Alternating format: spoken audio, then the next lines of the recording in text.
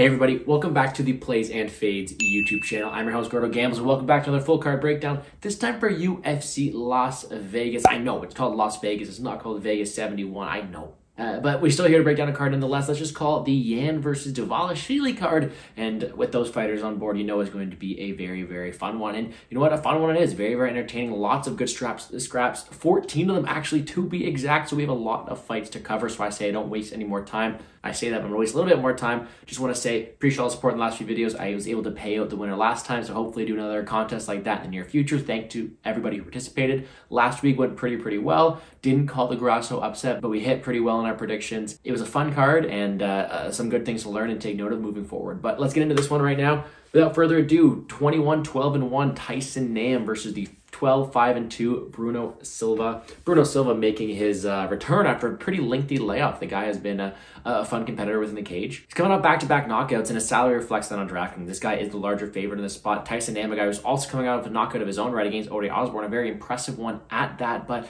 Tyson Nam's been this underdog, really. He's been a guy who doesn't really have much volume. He's a power puncher, likes to go out type of range. He has a decent skill set, including some decent defensive striking, but he's not somebody who's going to go out there and win minutes at a very, very high clip. For that reason, and thanks to his KO or bust kind of style, that's why he's usually not really favored in these matchups. Because sure, he can win by knockout, he can score well by doing so. It's not one that's going to be dominant while doing so. A lot of his wins are fights that every fight that's gone to the decision so far in the UFC, he's lost them all, and that's why you're kind of looking at this moneyline price tag. Because I do think it's really indicated that if Nam can't get Bruno Silva out of there, he's probably going to lose this fight. I think Bruno Silva is the better minute winner. I think he has some grappling in his back pocket, some good submission offense as well. It's moment versus minute winner. We're going to talk about that a few times throughout this video, and I think that Nam is the moment winner here. He is the guy who's going to go out there and look for that knockout at all times. Can he get it? Potentially. Bruno Silva was knocked down by Khalid Taha. He was rattled by David Dvorak. He can be hit. There's no question about that. But I think if I'm looking here and I'm looking to pick a winner of a fight, the person who I see has more path to victories and winning this fight at a higher clip is going to be Bruno Silva. And I do think he's the rightful favorite here. Of course, you have to be wary of that knockout power that Tyson Nam has. But I do think that over the long run, the fighter with more chance of winning this fight will be Bruno Silva. DraftKings-wise, how are we targeting this one? I mean, you have to look at Nam sometimes because in his 3 wins in the UFC, he scored 105, 125, and 95. All of those including a knockdown. This guy's win condition is probably a finish in the spot. So at 7.3K, if he does win, I do think it's going to be optimal here.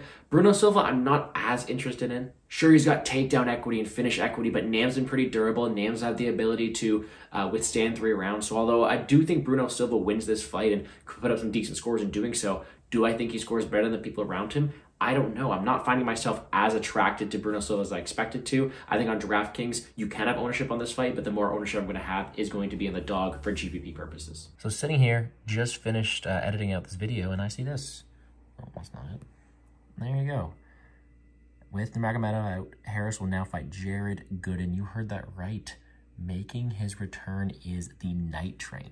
Now, I do want to talk about it briefly. I haven't finished my tape research, or maybe my opinion changes, so feel free to message me on Twitter if you have any questions. But this is a fight I think is winnable for Carlson Harris. Not only is he going to be actually preparing for this fight, unlike Jared Gooden taking a short notice, but I think that not only the grappling, but the dynamic power of Harris can cause issues for someone like Gooden, who has been finished before, who has been torched. I think Carlson Harris throws from wild angles and also has a decent front choke series and grappling ability to beat Jared Gooden at a decent high clip. With that being said, Harris is still kind of an unknown on the feet. He has been out-volumed. He has been out-strike. He has been knocked out before as well. So it's a firefight, one that I'm leaning towards the under. I am going to lean towards Harris being able to get him out of there, being the more prepared fighter with more paths of victory, whether it be on the ground or with knockout power in his own right. But it is a fun fight and one I'll be diving into for sure in the near future.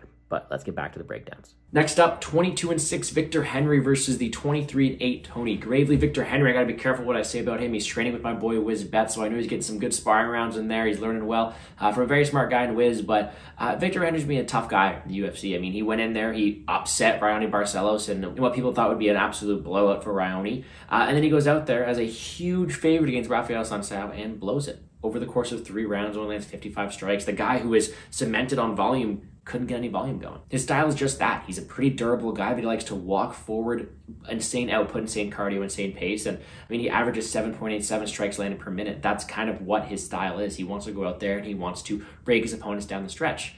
Tony Gravely is the opposite. Tony Gravely is a grappler, a control grappler. He averages 5.83 takedowns per 15 minutes. The guy is very aggressive in doing so, and it seems to be a striker versus grappler matchup. You have a dominant wrestler in Tony Gravely who is very good timing on his entries, the ability to take people down at will, versus a guy in Victor Henry who has the ability to throw strikes at will, who's been durable enough to take one, to give a couple back, and that's kind of his style. In this matchup, sure, I see why Victor Henry's the favorite. He has the volume output against a guy in Gravely who's kind of slowed down the stretch, who has been finished before. But I do think this is a very, very winnable matchup for Tony Gravely. We all know what Tony Gravely wants to do. He wants to go out there, he wants to take down Victor Henry, and I think he's going to be able to do so at will. A lot of people count on Victor Henry to go out there, push the pace, and be the aggressor, and that people are saying that could really tire out Tony Gravely, but all I'm seeing in doing that is Victor Henry absorbs 6.47 strikes per minute. Tony Gravely has some very, very powerful hands in his own right, and although he isn't the most durable guy, he does throw heat. He could crack the chin of Victor Henry, who does absorb a lot of damage. I think Gravely has more path to victory.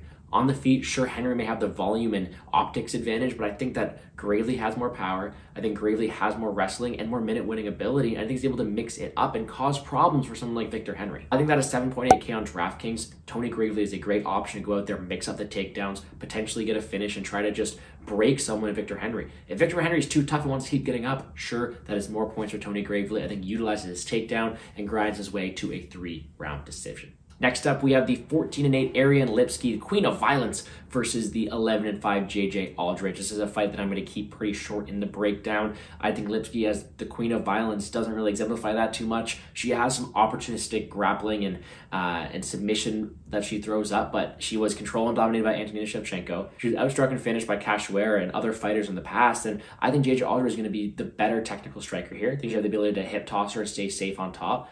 JJ Aldrich is the rightful favorite in this spot. But when you're looking at the price tag, you see 9.4 on JJ Aldrich. It's not that attractive. In her 10-fight career, JJ Aldrich has never scored above 85 points. You heard that right, never scored above 85 points.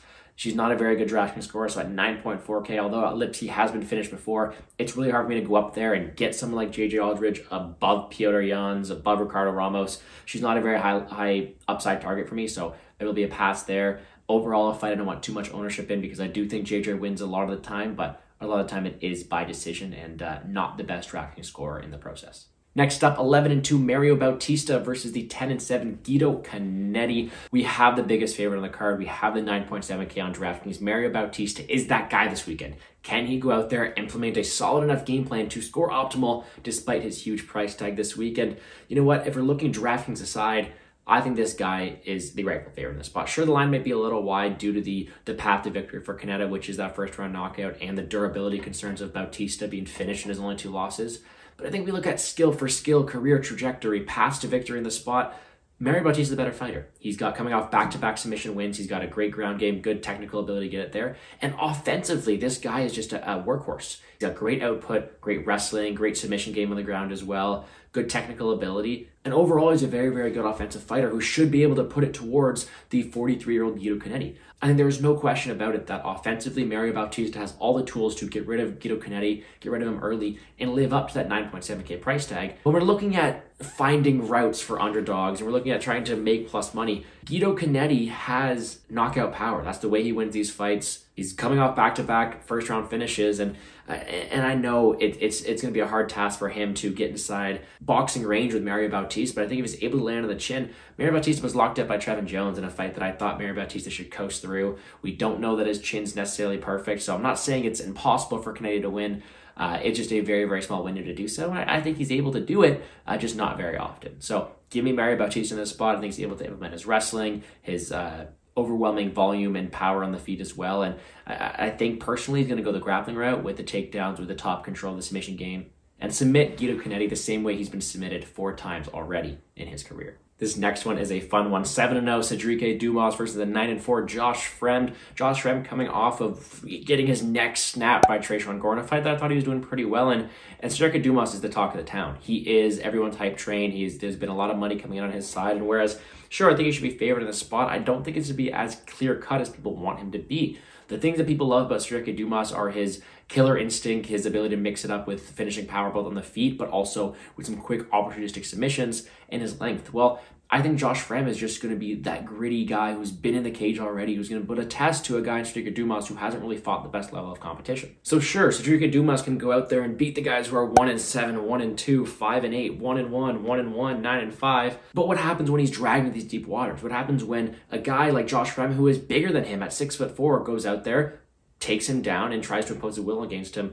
I don't know. Sure, Fremd isn't a world beater, but he has the skills to survive with Anthony Hernandez for 3 rounds. He has the experience to go out there and be beating Tresean Gore until he's caught with something. And I'm not saying he's going to go out there and steamroll Dumas. I'm just saying let's slow our brakes on trusting a guy in Dumas on the money line at chalk making his debut. I think there's a lot of opportunities for him to improve, and I think that Fremd's going to be a solid task for him to do so.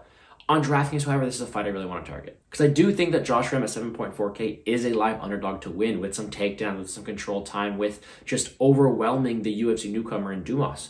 And the other side of things, if Dumas is this patented finisher like everyone puts him out to be, if his guillotine's on point to catch him the same way Gore was able to catch Fremd, he could be optimal at 8.8K because he does have that killer instinct. He is a good finisher. At least that's what we've seen on the regional scene. So this is a fight I do want some involvement in. I do think it's a very fun fight. I do think it actually goes under if we're looking for a betting market to target. Overall, a fun fight, and I don't discredit those who went out there and got the shot on Dumas early at -140, but it's really hard for me to go out there and play chalk on a guy like that now at -200 without fully seeing the finished product that I think he can become. So for me, I'm taking notes. I'm rostering both of them on DraftKings due to possible outcomes, and I'm trying to just enjoy this fight from an overall fan perspective. Next up, we have the 28-9 Rafael Assuncao versus the 14-6 Davy Grant. We know it's going to be a fun fight because it's always a fun fight whenever Davy Grant steps inside the octagon. He hasn't fought in a while, but every time he does, he's a durable guy. He can take a beating, and he will make for a very, very fun fight. Out of his last 5 fights, he's gotten performance bonuses for 4 of them,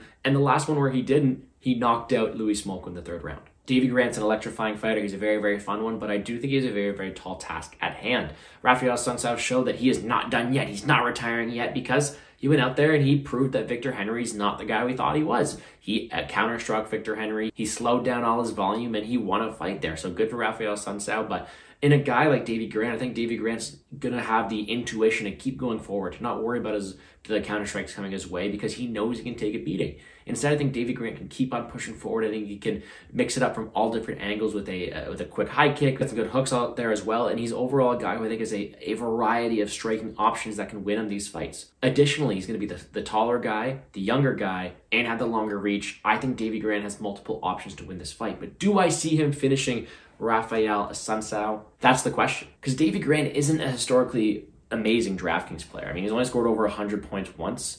And in doing so, he needed that 3rd round knockout to do so. I'm not saying that he can't knock out Assuncao here, but I think in order for him to be optimal in this fight, he's going to go out there and have to do so. And I don't think he has that same ceiling as the people around him in Romanov, in Krylov, in Dumas. And for that reason, I don't know how much I want to get to this fight. Additionally, Assuncao also has that ability to slow down fights the same way he did to someone like Victor Henry. So overall, a fight I don't want too much ownership in. Instead, another very, very fun fight, and one I'm very tempted on betting for Davy Grant this weekend. But overall, no bet yet, but I do think that Grant has more paths of victory here and more tools to get it done. Next up, we have the 7-1 Carl Williams versus the 8-2-1 and 1 no contest Lucas Brzeski. This is a weird one for me to call because I do not think Brzeski is that good. Do not get it wrong. Brzeski's a guy who I don't think is on the same diet anymore, if you know what I mean, and he's a guy who hasn't looked the best so far in the UFC, and sure, he may have been robbed of his last fight. I still don't think he's going to be too much of a problem here at 265. Carl Williams, on the side of things, I was completely wrong on him. I bet on Lawson. Carl Williams proved me wrong when out there grappled, but I bet against him because I didn't see what I wanted to from Carl Williams on the regional tape. I think there are holes in his game, and I think that although he is making this move up to 265, he may be better suited at 205, and maybe he's going to prove me here wrong. Maybe he's going to implement that same wrestle-heavy game he did against Lawson, have the body locks, and dominate in the wrestling the same way he did there. But I don't know if he's cut out for this division. I don't know if he'd do better at light heavyweight. I think that Carl Williams may have some power in his hands and some decent counter grappling, offensive grappling, but I think there are holes in his game. I don't know if he has the necessary output I'd like to see from someone at this division, especially someone facing Brzeski. So all for this to say that from a money line perspective, the line may be wide, so this fight could play out very close. But from a DraftKings perspective, you have to go up and you have to look at someone at Carl Williams at $9,000 because I don't think he's going to stand on the feet and trade with Brzeski. I think he's going to want to take him down. And if he doesn't have that strength or control to take down Brzeski and keep him there, he's going to return to some rinse and repeat takedowns. So I do think Brzeski has decent cardio. I do think he has decent output. And I think that Carl Williams has the ability to stay in the fight 15 minutes. So more finish equity on the Williams side, but also a lot more takedown control time and rinse and repeat takedown control time upside here. I think that Williams has more DraftKings upside in this spot. And I don't know if I'd go out there and back him at this price tag with all the unknowns I still know about him. But on DraftKings, I am happy to roster him due to the high ceiling I do think he has from a DraftKings scoring point of view. Next up, we have the 7-0 Vitor Petrino versus the 8-1 Anton, the Pleasure Man, Turkalij. The Pleasure Man. Ever heard of a better fighter nickname than that? This guy is an entertaining character, and you know what? He got himself an entertaining matchup. I mean, what worse way to make their UFC debut against Jailton Almeida? Up a weight class on, what, 2 days' notice for Anton Turkalij? That was a very, very hard circumstance for him. He got treated accordingly, taken down 3 times, only landed 1 strike on Jailton, and then he was finished in the first round. So Turkalij's back looking for his first real fight inside the octagon. Both these guys are Dana White Contender Series vet. Sure, you can say Turkalij's had his foot in the octagon first, but it wasn't really a fight. He was taken down. He was dominated. Petrino out of the Dana White Contender Series, this guy is an athletic freak. He's a beast, very, very jacked, explosive, and this guy just throws with fight-ending intention all the time. He's a very, very powerful dude. Not the type of guy to throw out there and jab your way to death. He wants to take your head off, and he has the power to do so. Because he is so gifted athletically, I do think he has decent takedown defense, and in his own right, a decent offensive wrestling game, and very, very good ground and pound to match with that. This guy's just all type 2 muscle fibers, looking to push forward, looking to take your head off, and looking to get this out of the hands of the judges, whether that be first, second, or third round. He also carries power late. But he's facing a guy in the Pleasure Man who's kind of the opposite. I mean, the Pleasure Man doesn't really want to take your head off. He wants to take your legs out from under you and wrestle you. And every single thing that Turkalij does is him closing the distance, whether that strike being to him to get closer to you to go shoot for your legs. He's going to want to do that. He wants to get into a clinch, and he wants to wear you down and take you down. The problem in doing so is Turkalij isn't the best grappler, but he's persistent. He has no quit in him, and he has a very high pace that usually he's able to get those takedowns. I think that fundamentally Turkalij has a lot of improving to do on his takedowns, but when you're averaging 8.48 takedowns for 15 minutes, sometimes you only need to get a couple of them to secure the round or secure the win in general. So to me, it's a pretty simple matchup from a relentless takedown artist versus a just supreme athletic freak of nature looking to take your head off. I think that it's another minute versus moment winner. Minute winner being Turkalij in his takedowns and a cage control versus Petrino in his taking your head off with his power bombs. So who do I think has more paths to victory to win? Well, in this day and age when we are counting damage more and more importantly as a scoring criteria for the judges, Petrino has not only finish equity here, but he has the optics. He has the ability of landing those power shots against a guy in Turkalij who does throw naked shots and who can be hit before. The pick is going to be Petrino, but from a betting side of things, I don't know how much of a side I want, because I do think this is, in theory, a 50-50 fight, and the betting line indicates that. However, due to the style of these guys, due to the athletics of Petrino and the takedowns of Turkalij, I want ownership on this on DraftKings for both sides. Turkalij having the takedown upside, rinse and repeat, up, down, 5 points, 5 points, 5 points, all the time getting those takedowns. Kind of like the Marab, where you're able to take them down but not implement control. That scores very well. Whereas Petrino has the power, he has knockdown upside, he has finish upside. Both these guys have their own paths to the optimal lineup, and I think that one of them are on it one way or the other at the end of this. Should be a fun fight, and one of the ones I'm looking forward to the most. Not just because it's the Pleasure Man or anything, but it is a fun fight. Second fight of the main card, now we have Said Nurmagomedov, 17-2 versus Jonathan Martinez, 17-4. Said Nurmagomedov coming off a nice come from behind victory against Romanov, whereas Martinez has been on a little bit of a hot streak himself. Both these guys have won their last 4 fights in a row, and they bring a similar style that these guys want to strike. These guys are both strikers in their own right. Said Nurmagomedov is super, super flashy. He's got those spinning kicks. He's got those hooks from wide angles. The guy's a fun fighter to watch, whereas Jonathan Martinez is meat and potatoes, but he's very, very good at doing that. He is a very, very good technical striker, whether it be kicking your legs out from underneath of you or just jabbing away from the outside. He's very, very technically sound, and he is good at winning fights because of it.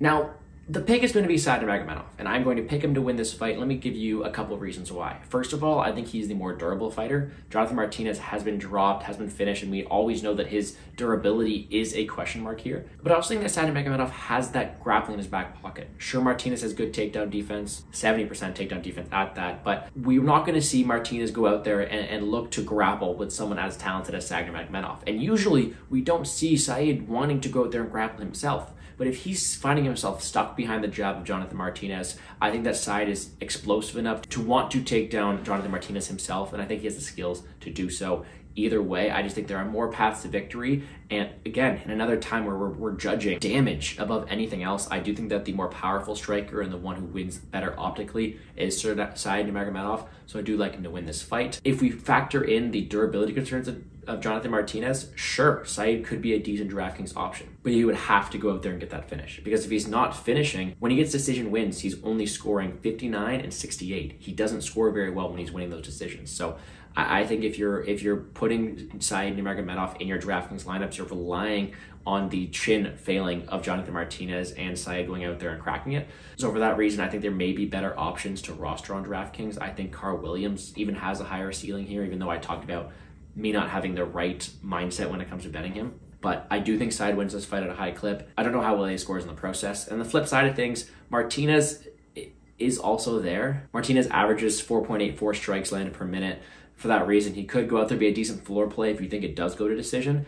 But I don't think he finishes Nurmagomedov, so for that reason, I also think he's not the best dog to target either. Next fight up, second biggest favorite in the card, Ricardo Ramos, 16-4 versus a 9-1 Austin Lingo. I'm going to keep this one short. Austin Lingo hasn't fought in a couple of years, and in doing so, he fought Zalal, who he lost to, Kilburn and Saldana. Kilburn and Saldana, who are guys who I don't rate too highly. This is a huge step up for him in Ricardo Ramos, and I actually think this might be a step down for Ricardo Ramos, who is out there back elbowing people like Eddie Chavez and putting on highlight reel performances against them. I think Ricardo Ramos is the best fighter Lingo has ever fought. I think Ramos has the skills, not only with the technical striking on the feet, but also with the grappling, takedowns, top control, back takes, and submissions of Ricardo Ramos to cause problems for Austin Lingo. I mean, Ramos averages 2.58 takedowns for 15 minutes. I do think he's able to get them on Lingo. I do think Ramos is a good parlay piece this week on the money line. Is he worth it at 9.5? Does he have the same finishing equity against Ngaio Lingo, who is pretty tough? That's the question, because I do think Mario Bautista is the way better fighter, way better DraftKings option. But if you think Ramos is able to go out there,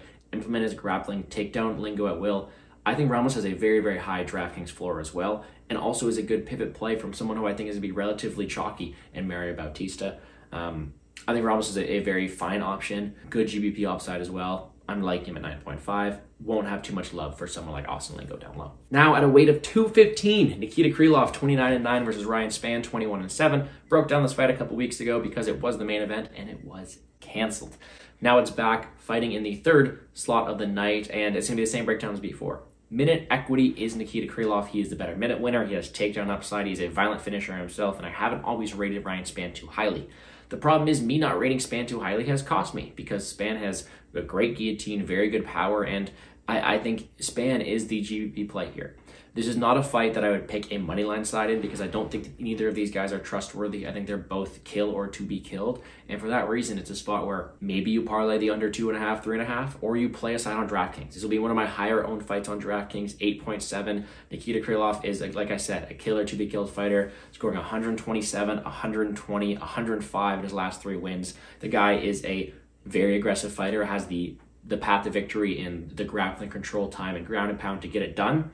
And the other side of things, Spann is just so opportunistic. He has power. He has that guillotine. When he wins, he's scoring 103, 91, 106 in his last 3. So I think overall, the way better fighter is Nikita Krylov. I just don't trust him to not get caught with something or not put his head in the guillotine. So I'm not going to pick a side. I do think Krylov should win this fight. However, not one I want too much money line involvement in. Instead, give me DraftKings. Both these guys are viable. If you need a dog, take Ryan Spann. Count on Krylov making a mistake and Spann capitalizing. If you have the salary, thanks to a couple guys we're going to talk about in a second, play Krylov, because Krylov is going to go out there guns a-blazing, have the ability to land takedowns, get ground and pound, and realistically get that finish in his own right. I love this fight on DraftKings, and I do think Krylov gets it done, but it is a dangerous one whenever you are fighting Ryan Spann. Co-main event, we have the battle of the Alexanders. Alexander Volkov, 25-10. Alexander Romanov, 16-1. I had the pleasure of seeing Romanov in person back in Salt Lake City at UFC 278, and man, it's just so surreal seeing these two 65-pound boys tossing each other around the octagon. The problem for Romanov is he tossed around Tybura so much that he just gassed out and he lost. And it was the first loss Romanov has ever seen, and now he's getting a step up, which is it's funny. You lose a fight and you get a step up in competition. Good for you. Alexander Volkov is going to be the way more battle-tested guy, a guy who has isn't there with the greats, who has very good striking with his very big frame, good range, good power, good minute winning ability as well. But this fight comes down to two things, in my opinion. I don't think Romanov is going to have any problem taking down Alexander Volkov. It's, can Volkov survive the early onslaught? Because we have seen Romanov tire so quickly. If Volkov can survive, like he did against Curtis Blades, he's still in the fight.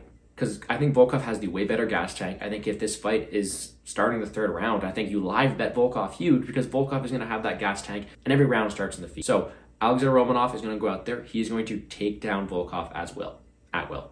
He's going to take him down. He's going to control him. He's going to get into his mount. And he's probably going to threaten to finish this fight, because that's what Romanov does. He is a very, very talented wrestler. However, if he cannot get Volkov out of there, Volkov is live for a late comeback. And for that reason, I'm all over the under here. Favorite under spot in this big boy fight. If for some reason it's like minus 163 right now for the 2.5, absurd. I will be playing that. But also, this is a great fight on DraftKings. Romanov is one of the all-time DraftKings scorer. He scored 127, 110, 133, 112 in his wins. Not counting the Espino one, because we all know what happened. But the guy's good at what he does. All of those are first or second round finishes. I think his path to victory here is a first or second round finish. Other side of things, if Volkov wins this, it's probably a round 2 or 3 finish. And at 7.6K, I do think that it's going to score pretty well. Could be like the Overeem fight where he scored 109. Could be like the Werdum one where he scored 92. Volkov is always going to be in the fight. Both these guys are GPP plays, but they're very, very good ones at that. I am loving this fight from a DraftKings and from an under perspective. Official pick, though, because Romanov, I see him having so much success early on. I do think he's able to get Volkov out of there the same way Aspinall was. It's a big red flag for me. So very, very dangerous when your takedown defense looks so poor, when you're facing someone as explosive and talented early on as Romanov is. So give me Romanov to win. Last but not least, 16-4, Petr Yan, 15-4, Merab Dvalishvili. Merab Dvalishvili is my all-time favorite DraftKings player, and that's why this is a great fight to break down. So I'll try not to keep this one too long, because I love Merab Dvalishvili. He's won me my takedowns. I owe him forever. Look at his scores, though. 99, 129, 124, 135, 148, 163. The guy is DraftKings gold, and you want to know why? He is a wrestler with no top control. A minute 42 against Stamen, 344 against Dodson, mostly against the Clint. But what he's able to do is get these rinse and repeat takedowns. 13 takedowns against Lopez, 12 takedowns against Casey Kenny, 11 takedowns against Frankie Saenz. The guy is DraftKings gold, and I always want to roster him in the lineups. The problem is he's facing Petr Yan, and Petr Yan is on a skid. We cannot look past that, but he is one of the best in the division. He is a very, very talented boxer. He's a very smart individual if you're not kneeing someone in the head. But he's also able to adapt. He's able to tailor his striking, and he has a decent ground game in his own right. What Petr Yan has, though, is a good get-up game. Maybe not against Aldrich, he's able to take his back, but against this mix of Merab Dvalishvili, who has no top control, and a guy like Petr Yan is able to pop back up, this is really realistic, where you have a guy like Merab, who, let's not forget, can go all 5 rounds non-stop because he's a beast. You could see Merab getting 10, 12 takedowns here without even winning the fight. Because sure, I'm allowing Merab, I'm crediting him for the ability to get a bunch of takedowns, because I do think he's able to get some here. But in this day and age where they're counting damage over everything, I've said that a few times in this video, Yan's going to have more damage. Yan's going to have the ability to go out there, land strikes at will against a guy in Merab who is able to be hit, and utilize his insane striking accuracy to win minutes here, to look good on the judges' scorecard, and potentially crack the chin of Merab Dvalishvili like people have done before. So let me make one thing clear. From a betting side of things, I love Petr Yan, because I do think he wins this fight at a high clip due to his damage, due to him wearing down with the body shots and the good accuracy down the stretch, with the 5-round experience, with the get-up game. I think Petr Yan's in his fight to lose. I think he also has more finish equity in this spot. But from a DraftKings point of view, Merab Dvalishvili is gold, because I do think he's going to have some success in the takedowns. I do think that he's going to still be around in rounds 3, 4, in a fight that's like minus 170 to go the distance. I think you have 25 minutes for Merab Dvalishvili to go out there and land, 10 takedowns? Yeah, I see it being super realistic that in a losing decision, Dvalishvili can still put up 80 points. I'm not exaggerating. I think that Merab is one of the all-time great DraftKings scorer, because he has no control but a lot of takedowns. So in this fight on the betting market, give me Yan finish only. I don't know what that line is, probably juiced, but if it's a good line, I want the Yan finish only, because I do think he has more finish equity here. But on DraftKings, give me Merab. Give me Merab to land a ton of takedowns and still lose the fight, because that's how I see this one going. It is a wild DraftKings concept. The pick is going to be on. The DraftKings exposure is going to be on Merab. hopefully my point got across on that one. If you have any questions, feel free to DM me on Twitter. But let's go over my quick picks first, and we'll get you guys out of here. I do think that Bruno Silva wins the fight. Tony Gravely as an underdog. JJ Aldrich, Mario Bautista. I'll pick Cedric Dumas. We'll pick Davy Grant, Carl Williams.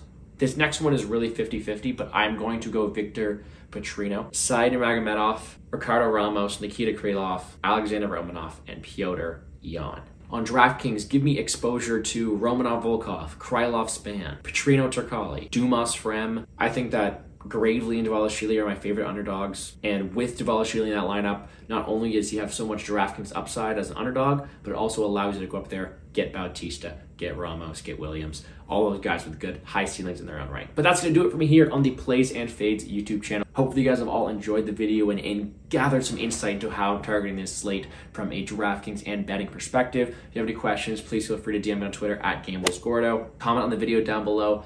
And before you leave, hit like button down below, subscribe to the channel, do that as well. Hope everybody enjoys the fights this weekend, and let's make some money, guys.